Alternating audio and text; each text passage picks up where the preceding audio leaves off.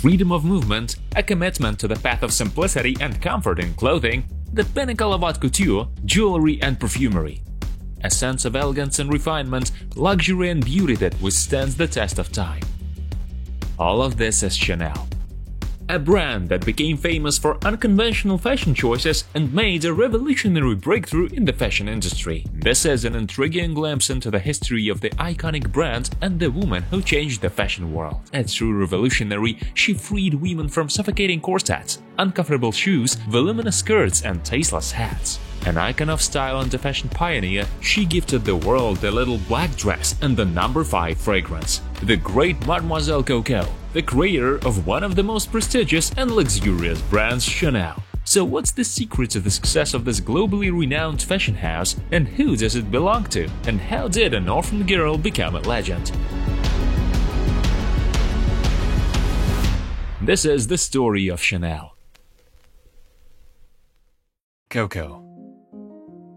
On August 19, 1883, in the small town of Semur, France, a girl named Gabrielle Chancel was born into a poor family. Yes, you heard it right. The family name was Chancel, but during a population census, there was a mistake made, omitting the letter C from her name. This is how Gabrielle ended up with the rare French surname Chanel, which associated her with the French nobility and allowed her to literally write her own story from scratch, having nothing to do with her impoverished family. When Gabrielle was 12 years old, her mother passed away, and her father sent her to an orphanage at a monastery in Aubazin. And there she learned sewing and gained knowledge about creating clothing.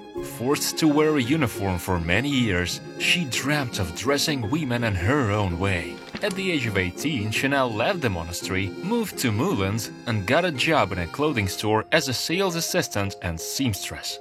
Gabrielle quickly earned the respect of both the owners and customers, as she skillfully sewed women's and children's clothing.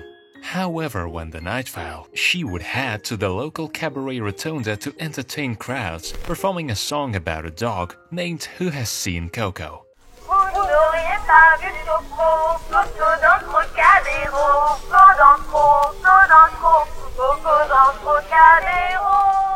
Yes, that's right. In this peculiar way, Chanel acquired her legendary name Coco, although she herself often said it was her father who gave her this nickname. In 1906, she got the attention of French aristocrat Etienne Balzan, who invited her to move to Paris and live in his chateau. There, she started making minimalist hats for herself. Her first creation was a simple canotia hat for horseback riding. At that time, hats were enormous, adorned with feathers and decorations. She, on the other hand, came up with elegant options: canotia, pillbox, cloche, bibi. Soon enough, almost all the familiar ladies wanted to wear the headwear that only Coco Chanel knew how to craft.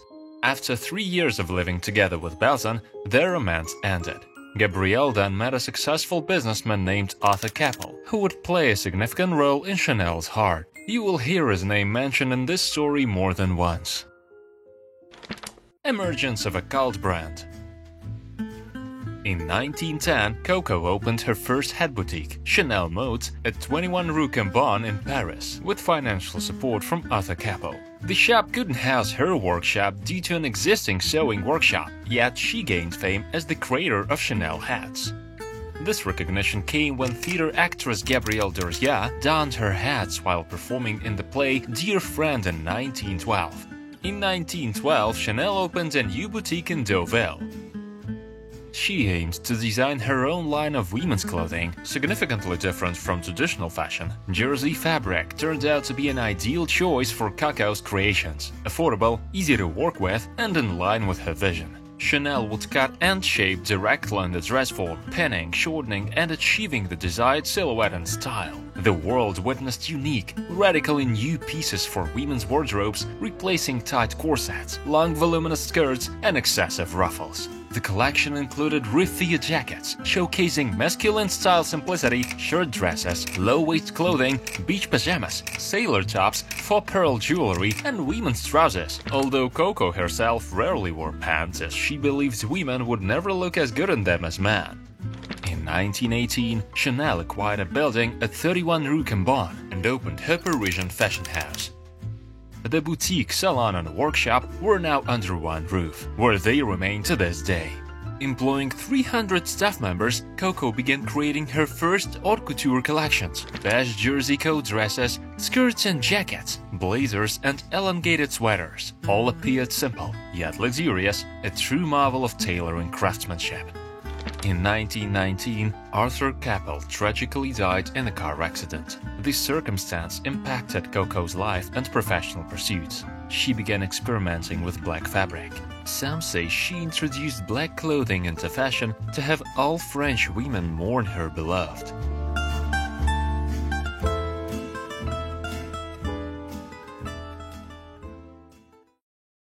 Legendary fragrance. In 1921, Chanel was consumed by the idea of creating a perfume that smelled like a woman, not a rose. Perfumes of that time contained only a single aromatic substance. Chanel, however, wanted her bottle to contain several.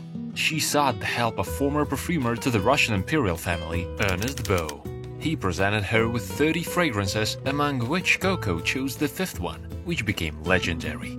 Throughout her life, she considered the number 5 to be lucky and bringing good fortune. She presented all her new collections on the 5th day of the 5th month, so without hesitation she named the perfume Chanel No. 5. The design of the bottle had several possible origins. It was inspired by a whiskey decanter used by… can you guess who? Yes, Arthur Boyd Capel.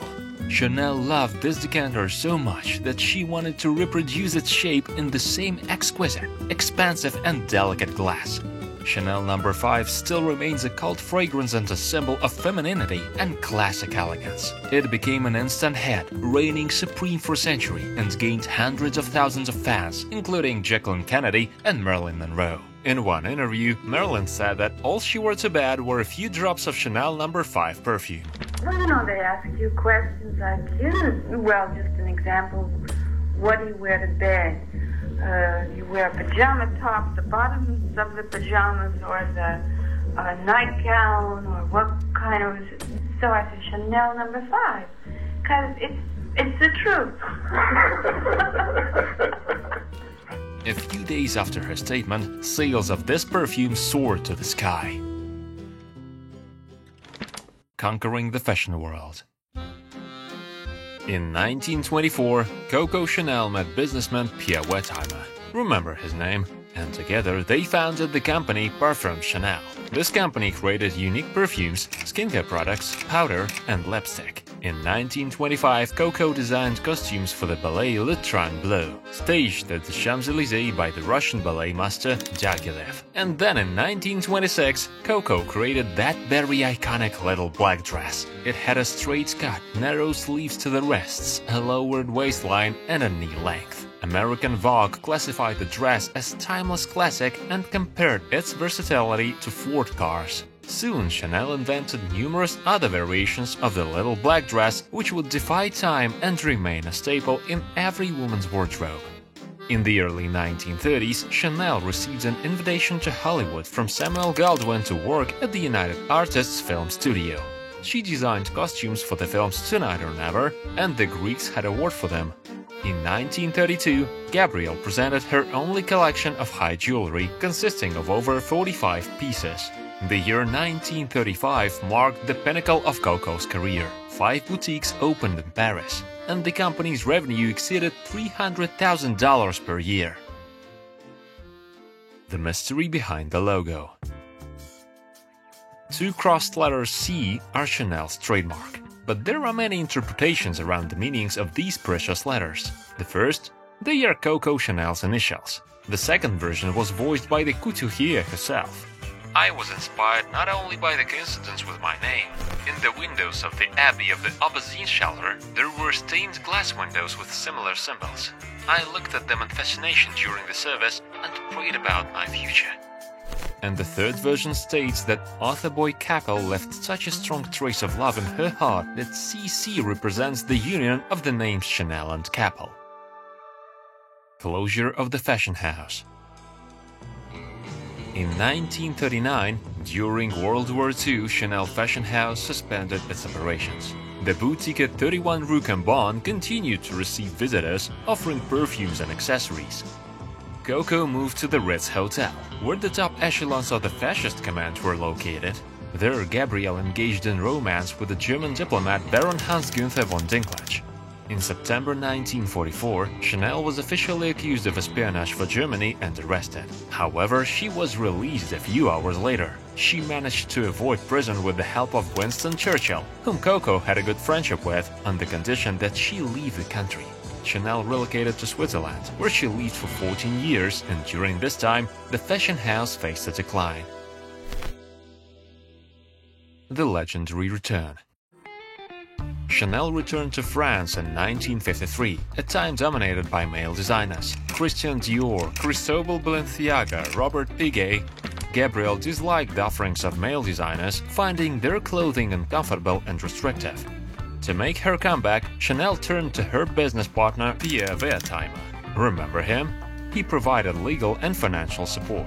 In 1954, at the age of 71, Coco Chanel reopened the doors of her fashion house. In February 1955, the iconic Chanel leather handbag was introduced, named after its founding date, 255. The practicality of this elegant model, with its recognizable quilted pattern, was enhanced by a comfortable gold chain strap, allowing women to carry the bag on their shoulder, freeing up their hands. Following the handbag, the first men's Chanel fragrance was introduced, featuring spicy notes and a woody trail, and quickly gained popularity among men. In 1956, the famous tweed suit made its debut in Chanel's collection. Its revolutionary features included a collarless jacket adorned with braid, gold buttons, and patch pockets.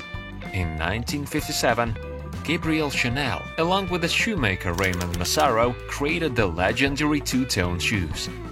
The beige upper seamlessly blended with the skin, visually making the leg longer, while the contrasting black toe made the foot appear more petite. Upon her return, the brand swiftly regained its former glory. Celebrities adorned themselves with Chanel.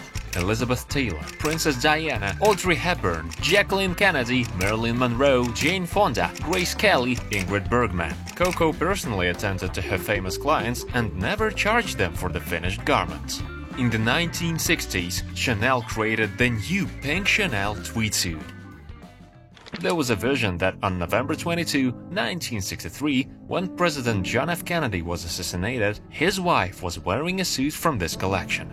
Pink Chanel became a symbol of her husband's murder and simultaneously one of the iconic fashion pieces. Chanel worked 12 to 14 hours a day, and it's a known fact that she used morphine until her death. However, this did not diminish her brilliance, as at the age of 86, she tailored uniforms for Olympic Airways stewardesses, one of the largest Greek airlines. On January 10, 1971, at the age of 87, Gabrielle Coco Chanel passed away from a heart attack. Throughout her long and vibrant life, this delicate woman managed to embody numerous innovative ideas. Born into poverty, she dreamed of a life of luxury and fame. And she achieved it. She befriended the upper echelons of society, lived in the finest hotels, and reshaped fashion according to her desires. At the time of the passing of the great Mademoiselle, the empire's revenues reached $160 million annually. She was the only figure from the world of haute couture that Time featured in its list of the 100 most influential people of the 20th century.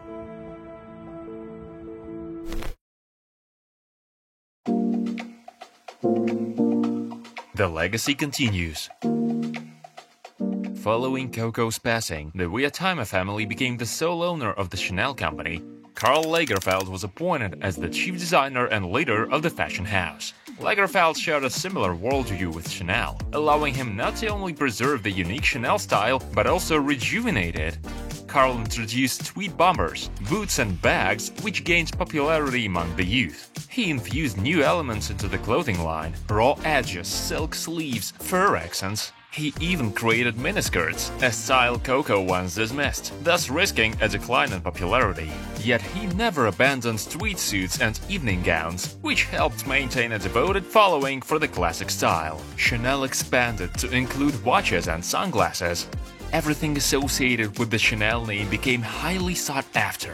In 1995, the release of the Rouge Noir No. 18 nail polish caused a sensation. becoming the world's first nail polish with a waiting list. Uma Thurman even wore this polish in Quentin Tarantino's film Pulp Fiction.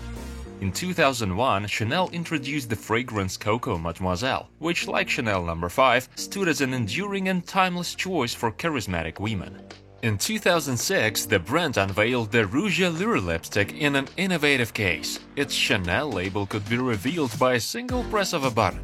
Famous personalities became the faces of Chanel. Catherine Deneuve, Claudia Schiffer, Milla Jovovich, Vanessa Paradis, Keira Knightley, Kate Moss, Nicole Kidman, Brad Pitt, Gaspard Ulliel, Audrey Tautou, who also portrayed Coco Chanel in the film Coco Before Chanel. Advertisements for the iconic brand were directed by some of the world's best filmmakers: Martin Scorsese, Luc Besson, Ridley Scott and Baz Luhrmann. Lagerfeld masterfully staged Chanel shows from season to season, making them the most anticipated highlights of fashion weeks. Carousels, giant tweed jackets at the center of the runway, shows at Salzburg Castle, stage designs resembling burnt theaters, casinos and supermarkets. In December 2018, under the influence of animal rights advocates, Chanel announced the ban on fur and exotic skins on its collections, a decision that gained significant acclaim. Karl adorned the Chanel emblem with more than just jewelry and cosmetics. You won't believe it. Skateboards, surfboards, bicycles, guitars, and even fishing kits. His work over more than 30 years transformed Chanel from a classic French fashion house into a global super brand. In February 2019, at the age of 85, Karl Lagerfeld passed away, and Virginie Viard, who had worked with Lagerfeld for over 30 years, was appointed as the head of Chanel. Today, Chanel manages over 300 boutiques worldwide, situated in airports and upscale city districts. The brand employs over 3,000 individuals and its 2022 revenue approached $20 billion. Chanel stands as one of the leading global high-fashion brands, second in revenue only to Louis Vuitton, Gucci and Hermès. Nevertheless, Chanel's fashion remains timeless and increasingly valuable each year. For instance, a classic Chanel handbag costs around $4,700, while a bottle of their perfume demands $4,000. The essence of all Chanel items remains refined, elegant and relevant, defying the ever-changing fashion world, all as envisioned by the legendary Coco Chanel. So what are your favorite Chanel pieces? Share in the comments. Don't forget to like and subscribe to continue enjoying exceptional content.